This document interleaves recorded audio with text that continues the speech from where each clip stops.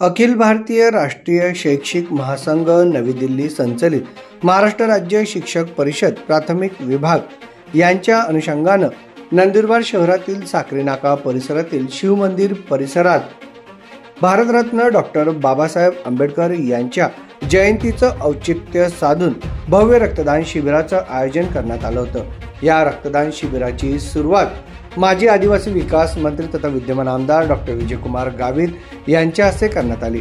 या कार्यक्रमाला माजी खासदार डॉक्टर हिना गावित, माजी जिल्हा परिषद अध्यक्षा डॉक्टर सुप्रिया गावित उपस्थित होते। या प्रसंगी शिक्षक परिषदेचे पदाधिकारी देखील उपस्थित होते। सकाळी 9:30च्या सुमारास या उपक्रमाची सुरुवात करण्यात आली।